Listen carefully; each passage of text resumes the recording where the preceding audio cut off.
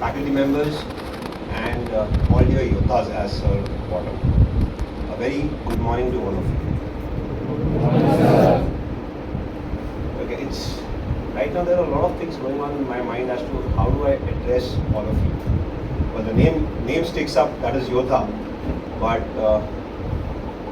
there are a lot of things which, as we were speaking, I can probably address to you. It is what you take from that. Well, as Ranjit sir already introduced me and Swaroop, he's been more of a brother than a senior officer. He's always been a sounding board for me as to whenever I got into any kind of a trouble, I got into any kind of a dilemma, the first call would be Ranjit sir. I said, sir, this is what I'm stuck up with. And it could be the most mundane of things, it could be a very serious thing wherein he would come up with a thing, don't worry, I'll have my DG speak to the chief for this. So that's the man that is heading you, and he's sitting right here. Believe you me, he will dig down mountains, he will drain out the oceans, he will, to the extent, cut down Everest just to see each one of you succeed. You are indeed very lucky to have such a man leading you on this journey. Well, just to say, I am Col Sujay Ghag, 15 Maratha Light Infantry, Bush Battalion. My wife Swaroop is here on this journey. And these 25 years, or rather 20 years that I spent with the organization, 3 years training, Sir and Swaroop have been in a very important part of it. I'll take you through a little bit of phases because as I was sitting out there and Sir actually dropped this bombshell onto both of us that you have to address my Yoddhas. It's a very important thing because you guys are young minds. So pardon me if you might find me switching from one place to another place, but I'll try to take you through my own journey because I can tell you about my journey because I've lived that. Well, I'm a third generation soldier. So soldiering is something that's part of my family. The Maratha regiment that I belong to has been in existence for the last 250 years, or rather 254 years. That's the Maratha regiment, the modern day Maratha regiment as we talk about it. But if you take the Marathas, we've been in existence for 500 years. And probably the only army in the Indian subcontinent which went in the present day Pakistan and had its empire right up till Attak. And believe you me, who did it? It was the brave Mavras whom you represent. You are all from the same blood, bread, earth that those Mavras were from. So the word given to this academy, Yoddha Academy, and to you as Yoddhas is absolutely apt. Now why I'm saying this? It is because you have to imbibe that fire that those Mavras had. If you read the British notifications about the Mavras, it talks about them as 5 feet soldiers whom you could look at and not feel nothing great about it. Nothing as those 6 foot or 7 foot tall Khalsas.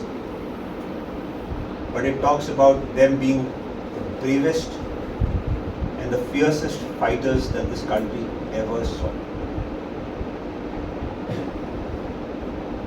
Where did they get this courage?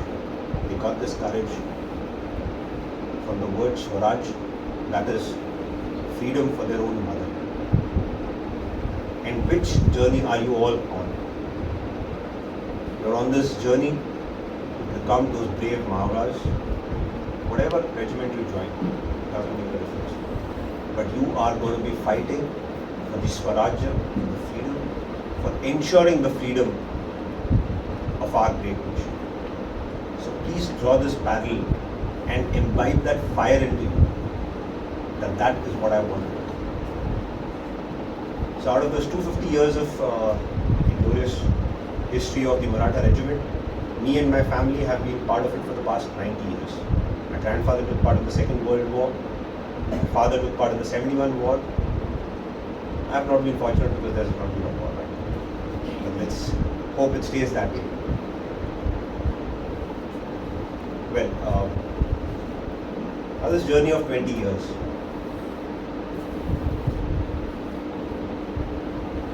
I stand before you with a stiff back and an upright neck.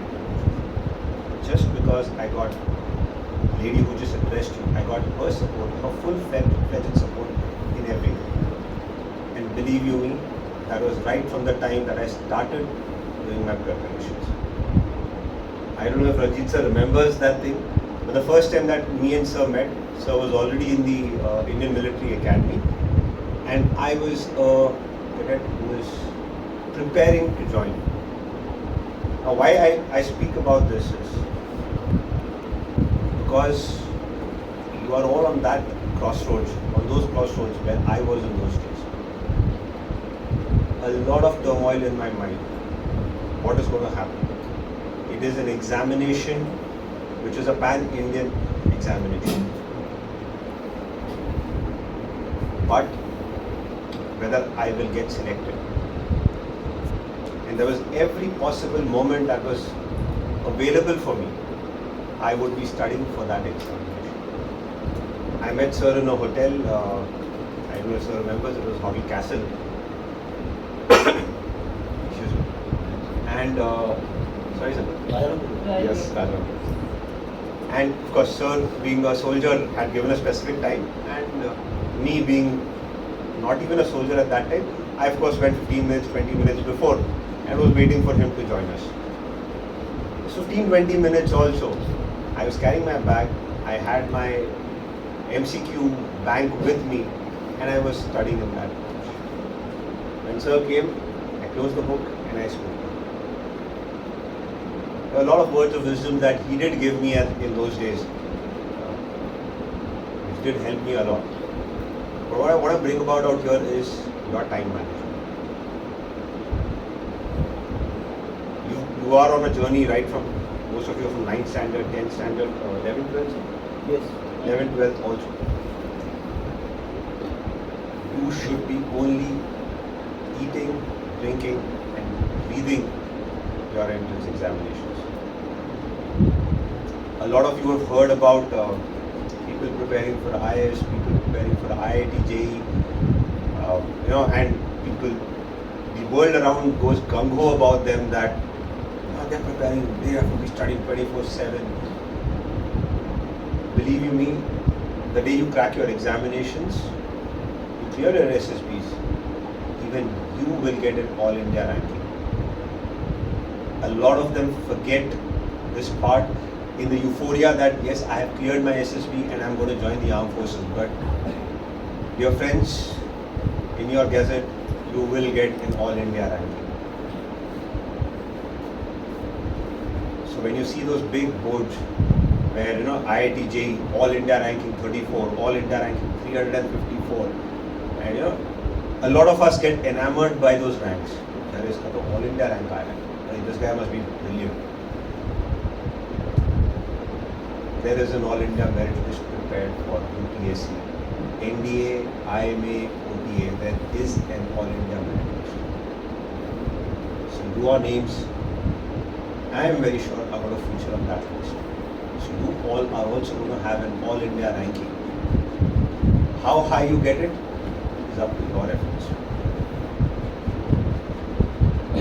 I had an All India ranking of 18 and 31 because I cleared 2 SSBs, back-to-back SSBs, one for OTA, which sir already told that I joined OTA first, and then for IMA. Now that part of the journey also, IMA and OTA. Like as Swaroop just brought out to you guys, that there is no plan B, there is no plan C. There is only a plan A. There are only 2 rules that I follow. In the army, we say this, rule number 1, the CO is always right. That is, the commanding officer is always right. Rule number 2, when in doubt, refer to rule number 1. So there's only plan A. When in doubt, refer to rule number 1, that is plan A. There will be ups and downs. I did not clear my NDA exams. I did not clear my written exams for NDA.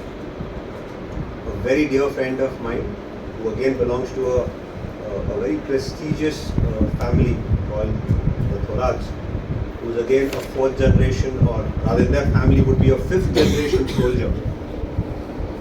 His great grandfather fought the Second World War and led, as you would have probably seen Sam Bahadur, led as a battalion CO in Burma.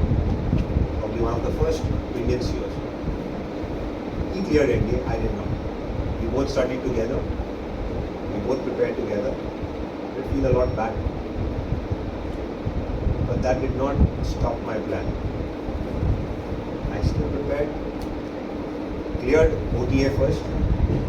3 months later cleared my IMA. Got call letters for both the SSBs. First went for the OTA SSB, cracked it. Came back 25 days later. Went for my second SSB at IMA. Here's a word of caution. The first screening board that takes place in the SSB, the first day, you would have all been brought about as to how it progresses. But the screening board did teach me a lesson in life. We were 6 candidates who had cleared their OTA SSB. 2 of them were with me itself who cleared my SSB. And we were there in the SSB at Bangalore waiting for a screening test. And we were like very confident that we just cleared the OTA SSB 15 days back. And how can the SSB itself contradict its own decision? So हमने तो clear होना ही होना है. And when that screening board result comes, out of those 6 of them who had cleared their OTA SSB, I was the only one who had cleared the screening board. That gave me a shock. My friend, this is not a cake. You have to be on your A game every single day. So what I'm trying to say is, as you're preparing for your examinations, do not let your guard down. Prepare for it as if when you come to your classes, bring your A game. You never know which question, which of your esteemed faculty is teaching you on that day, and whether it features in your exam or not. So bring your A game to the table every time that you open your book. Boys and girls, I will hopefully in a few years' time, of course, we'll be terming you as ladies and gentlemen. But boys and girls, this is war. You are at a state of war. When you are in a state of war, so will very aptly say, you have to plan for contingencies, plan for the contingencies of those contingencies, and probably plan for the contingencies of those contingencies. And when the first bullet gets fired, you have the 6th contingency which comes from which you never planned for. That's what is Indian Army. So prepare well for it. And just keep that focus that the entry doesn't matter. The entry doesn't matter whether I joined from OTA, I joined from IMA, I joined from technical entry scheme. I mean, it was very heartening to hear that sir has already planned for you that people who have, as you're preparing for your first NDA attempt, he's already looking at your JEE examinations. And I was like, for a second, it didn't strike me. But when he said that no, their JEE scores will ensure that they get a SSB call for their technical entry schemes. Well, that's what this man is doing for you. So the entry doesn't matter. It is, the most important thing is to don the olive green or the combat fatigues and have those stars on your shoulders. The very famous poem which our kids sing. You may have Twinkle Twinkle Little Star, everybody is heard. They're up in the sky. A small child, for everybody says, Twinkle Twinkle Little Star, they're up in the sky. But a Fauji brat, Brat is, I don't say brat, brat. Born, raised, and transferred. So those are my kids, or those are Sir's kids. They say twinkle twinkle little stars. I have them on my shoulder, on my father's shoulder. So that's the pride that you're going to give to your children. That's the pride that you're going to give to your parents. Now, why the army? You also have to have a go-getter spirit as to why the army only is. So he just told me that I should. Sir also told me that I should try to address that aspect also as to why the army. Army is a family. So let's bring it out like that. You are all coming from your own various family setups. Some of you may be nuclear families, joint families, huge families. You all have relatives. When something happens, you are standing for them in the hour of need, in the hour of joy. And the Indian Army is one big family. Why are we here? Because we are family. And believe you me, the bond of brotherhood, is much thicker in the army than the bond of blood.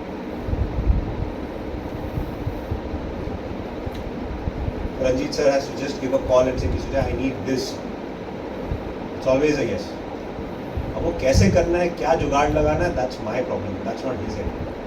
Similarly, I tell him, sir, ये होना है. I don't know how it has to be done. Yeah, ठीक है. Give me some time. I'll see what has to be done. And after 10 days, I'll get a call. Sujay, वो काम हो गया जो तूने बताया.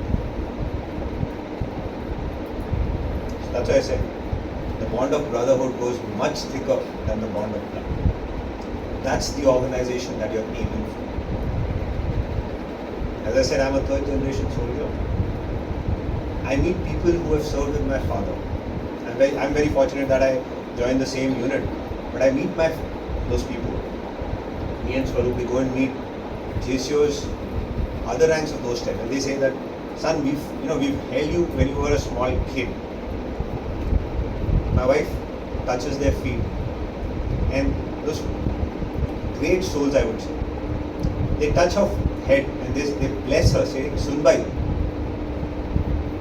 They will not term me as directly, they'll always call me Saab. Saab ka khyaal rakna. Ensure he eats well, looks after the family front. Don't give him those pressures of the family front so that he can excel for us or our next generation. Drawing parallel, when you meet your great grandfather, what do? You touch his feet. He blesses you. He blesses you for your success. I have never seen them. I was a small kid, 1-year-old kid, when they held me in their hands. But that's the bond that they had with my father, which they share with me and my wife. They want to see our children. They're probably 80 years old. I was just 30 years old then. Gap of 50 years. And that's the organization that you're aiming for. So that's the first reason why only Indian Army and no other profession.